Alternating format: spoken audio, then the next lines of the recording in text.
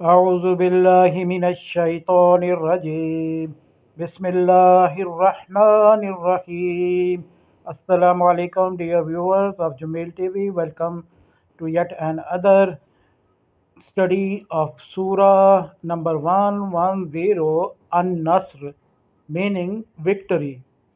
Let us start as usual from Surah's introduction.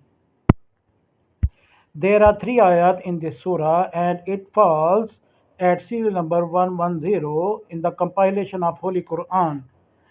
This is a Madani surah and according to most of the authorities, this is the last surah that was revealed to Prophet sallallahu alaihi wasallam. The surah reminds about the attitude of the believer in the situation of success.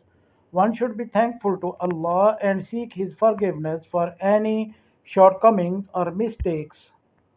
Wherefrom surah took its name.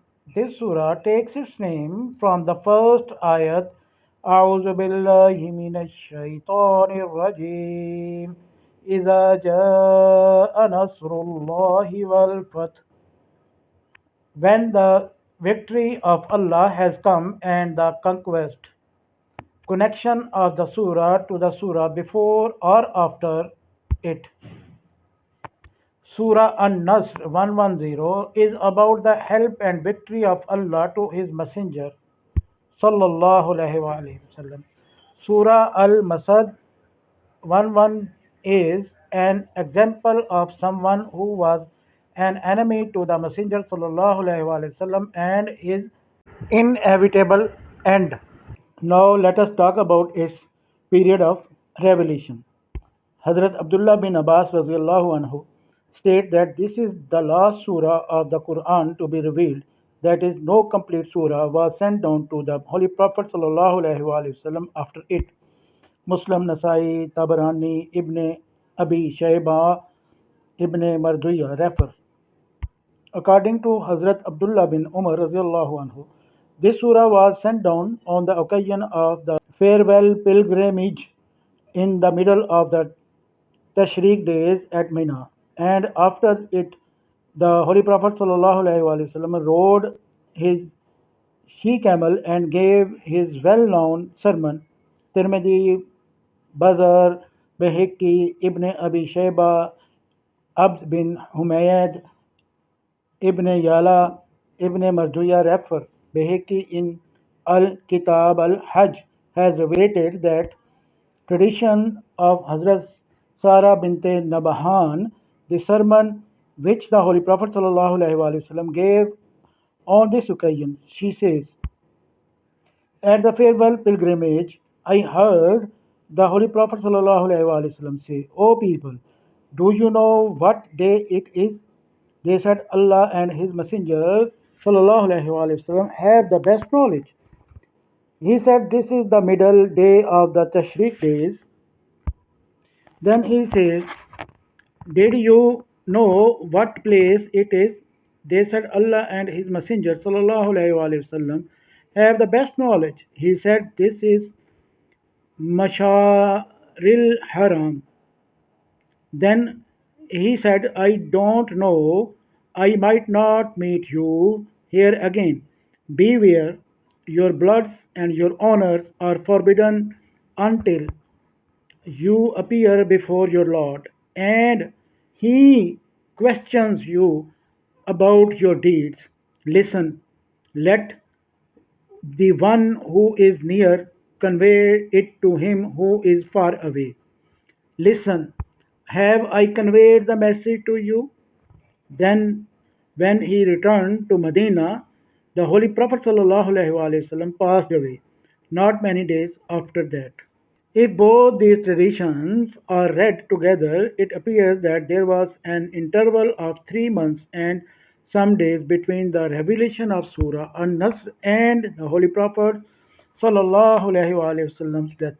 For historically, the same was the interval between the farewell pilgrimage and the passing away of the Holy Prophet Wasallam. Ibn Abbas radiallahu anhu says that when this surah was revealed, the Holy Prophet sallallahu alaihi wasallam said that he had been informed of his death and his time had approached. Musnad Ahmad ibn Jarir ibn al-Mundir ibn Marduya refers.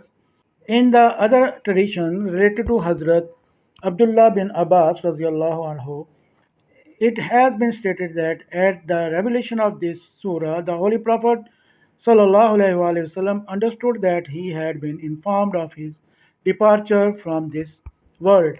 Musnad Ahmad, Ibn Jarir, Tabarani, Nasai, Ibn Abi Hatim, Ibn Marduya refer. Mother of believers, Hazrat Habiba radiallahu ta'ala anha says that when this surah was revealed, the Holy Prophet sallallahu alaihi wasallam said that he would leave the world that year. Hearing this, Hazrat Fatima radiallahu ta'ala anha wept. Thereat he said, "From among my family, you will be the first to join me." Hearing this, she laughed. Ibn Abi Hatim Ibn Marduya refer. A tradition containing almost the same theme has been related by Bahiki from Ibn Abbas radiallahu anhu.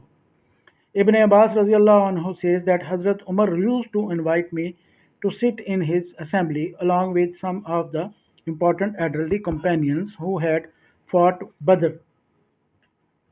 This was not liked by some of them. They complained that they also had sons who were like the boy. Why then was he in particular invited to sit in the assembly? Imam Bukhari and Ibn Jarir have pointed out that such a thing was said by Hazrat Abdul Rahman bin Auf radiallahu anhu.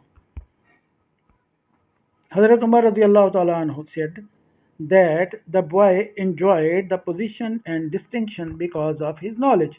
Then one day he invited the companions of Badr and called me also to sit with them. I understood that he had invited me to the assembly to prove his contention. During the conversation, Hazrat Umar radiallahu ta'ala anhu asked the companion of Badr, "What do you say about إِذَا جَاءَ نَصْرُ اللَّهِ وَالْفَتْحُ?" Some said, "In it we have been enjoined to praise Allah and ask for His forgiveness when His succor comes and we attain victory." Some others said that it implied the conquest of cities and forts. Some kept quiet. Then Hazrat Umar radiallahu ta'ala anhu said, "Ibn Abbas radiallahu ta'ala anhu, do you also say the same?" I said no. He asked, "What then is your view?" I submitted that it is implied the last hour of Allah's Messenger sallallahu alaihi wasallam. In it, he was informed that when Allah's succor come and victory was attained, it would be a sign that his hour had come. Therefore, he should praise Allah and ask for his forgiveness. Thereat, Hazrat Umar radiallahu ta'ala anhu said, "I know not but what you have said." In another tradition, there is the addition that Hazrat Umar radiallahu ta'ala said to the companions, "How can you blame me when you yourself have seen why I invite this boy to join the assembly?" Bukhari, Musnad Ahmad, Tirmidhi, Ibn Jarir, Ibn Marduya, Baghawi, Baheki, Ibn al-Mundir refer. Theme and subject.